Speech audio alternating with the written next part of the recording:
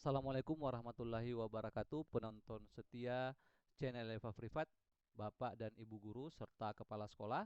Kali ini channel Eva Privat akan membahas terkait dengan Peraturan Menteri Pendidikan, Kebudayaan, Riset dan Teknologi Republik Indonesia, lebih tepatnya nomor 50 tahun 2022 tentang pakaian seragam sekolah, ya. Tapi lebih khusus kita akan membahas sanksi bagi kepala sekolah yang melanggar aturan ini, ya. Jadi kepala sekolah tolong diperhatikan. Nah, namun demikian, untuk teman-teman yang baru pertama kali menonton channel Eva Privat atau selama ini menonton tapi belum subscribe, silakan subscribe untuk memajukan channel Eva Privat, ya. Oke, berdasarkan Peraturan Menteri Nomor 50 Tahun 2022 ini, ya, itu eh, ketika kita membaca dengan seksama sebenarnya itu ada 4, ya, seragam, ya, yang 4 seragam baru, ya, untuk jenjang SD, sekolah dasar sampai sekolah menengah atas, ya. Kali ini kita akan membahas sanksi, ya, tapi tentu saja kita harus bahas dulu nih, seragam yang dimaksud itu seragam yang mana gitu, ya. Apakah ada perubahan dengan yang sebelumnya atau sama saja, ya. Jadi dari 4 seragam itu, yang pertama itu seragam nasional, ya. Jadi siswa dapat mengenakan seragam nasional ini pada hari Senin, Kamis, atau pada saat upacara pelaksanaan upacara bendera atau yang biasanya dilaksanakan pada hari Senin, ya, untuk sekolah.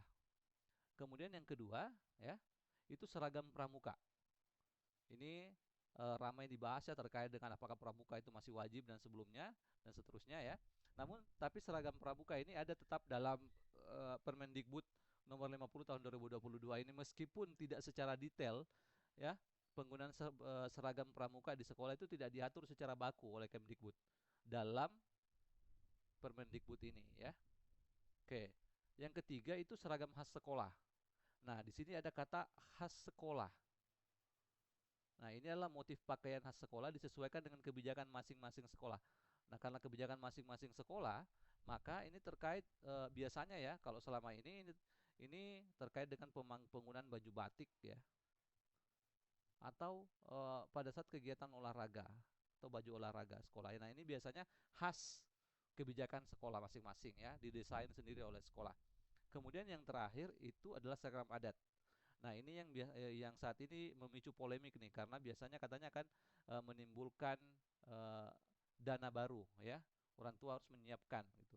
Nah, siswa dapat mengenakan seragam sekolah ini pada hari atau acara adat tertentu, ya. Misalkan ada hari-hari nasional, untuk yang ada saat ini biasanya ketika ada hari pendidikan itu kan biasanya ada upacara tuh. Itu biasanya ada pawai anak-anak sekolah, ya. Nah, itu biasa menggunakan pakaian adat. Bahkan sebenarnya ini pada level perguruan tinggi pun, ya, ketika ada hari-hari nasional itu biasanya yang ada upacaranya, ya, itu biasanya itu menggunakan baju adat, diminta untuk menggunakan baju adat, ya, seperti itu. Nah, dari 4 seragam ini itu tidak dijelaskan dengan detail, ya, dalam Permendikbud ini. Hanya ada satu saja yang dijelaskan secara detail, bahkan diberikan gambarannya dalam lampirannya, ya. Nah, yang saya maksud itu adalah seragam nasional.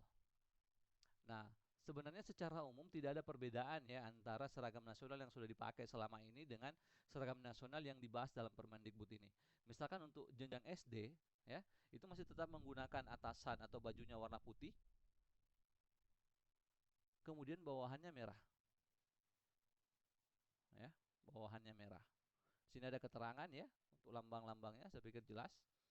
Nah, tapi ini tidak harus pendek, ya, karena biasanya sekolah-sekolah yang keagamaan itu boleh, ya, menggunakan celana yang panjang gitu, ya.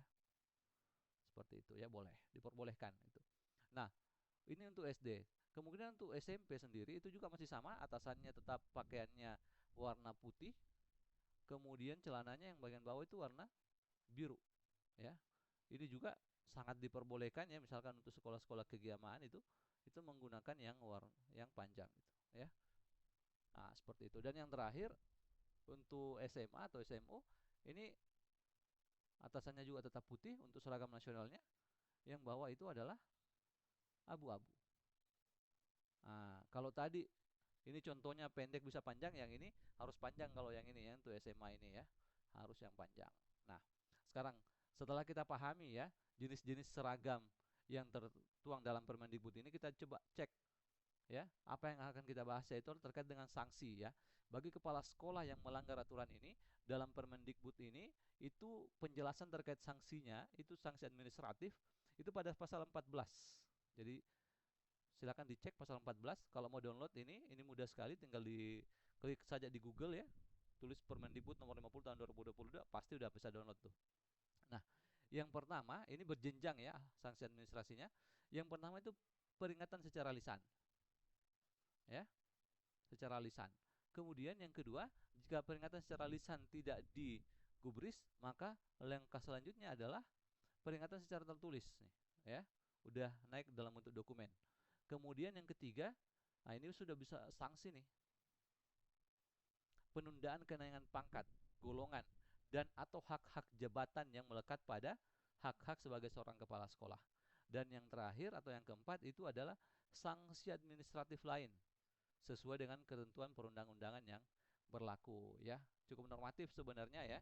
Nah, namun ini yang tertuang dalam pasal 14 Permendikbud nomor 50 tahun 2022 terkait dengan sanksi bagi kepala sekolah yang melanggar aturan terkait dengan pakaian seragam ini. Demikian video dari channel Eva Privat. Terima kasih banyak. Assalamualaikum warahmatullahi wabarakatuh.